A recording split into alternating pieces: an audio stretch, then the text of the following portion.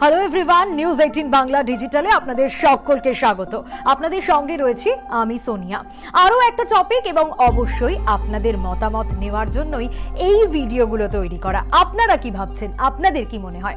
আজ আরও একটা ইনফরমেশন আপনাদের দেব যেটা খুব গুরুত্বপূর্ণ। আচ্ছা ভাবুন, 420 এই শব্দটা তো আমরা অনেকেই বলে থাকি, অনেকের মুখে মুখেই তো এই 420 কথাটা ঘোরে। কিন্তু কেন ঘোরে, কখন এই শব্দটা আমরা বলি?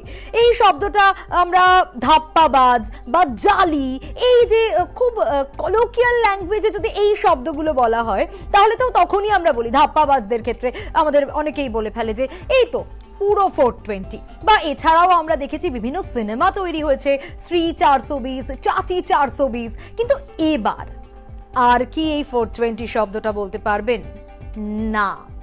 কেন বলতে পারবেন না? বলতে হয়তো পারবেন, কিন্তু অর্থটা কি সেই আগের মতোই থাকবে? থাকবে না। কেন এ কথা বলছি একটু ডিটেইল আগে আপনাদের জানাই। 1860 সালে তৈরি হয় ইন্ডিয়ান পেনাল কোড বা ভারতীয় দণ্ডবিধি, কিন্তু সেটা তো এবার পরিবর্তন হয়ে গিয়েছে। এবার ভারতীয় ন্যায় সংহিতা। ভারতীয় দণ্ডবিধি পরিবর্তিত হয়ে ভারতীয় ন্যায় সংহিতা এখন থেকে। সেরকমই 1898 সালের ফৌজদারি বিধির পরিবর্তে ভারতীয় নাগরিক সুরক্ষা, আর 1872-এর ভারতীয় সাক্ষ্য আইনের পরিবর্তে ভারতীয় সাক্ষ্য অধিনিয়ম চালু হয়ে গিয়েছে। প্রতারণার অভিযোগে দায়ের হওয়া এই 420 ধারা কিন্তু বেশ জনপ্রিয় ছিল এবং খুব গুরুত্বপূর্ণ ছিল। কিন্তু এবার সেই 420 ধারা আর নেই।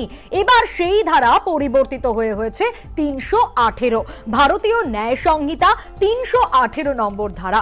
তাই এবার আর কি বলবেন, 420 নাকি এবার থেকে বলা অভ্যেস করবেন 318? কোনটা? এই প্রশ্ন কিন্তু থেকেই যাচ্ছে। আপনারা কি ভাবছেন? আর এখানে কিন্তু আরো একটা বিষয় রয়েছে।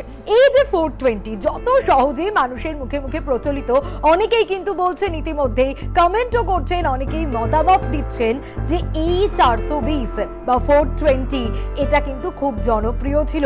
অনেকে বলছেন এবার এই ধারাকে কিন্তু মিস করবেন অনেকেই। 318 বলার অভ্যেস যতক্ষণ না হচ্ছে, কি মনে হয় 420 আর 318 বা 420, 318 কম্পিটিশনে নামতে পারবে, নাকি মুখ ফসকে সেই 420 বেরিয়ে আসবে?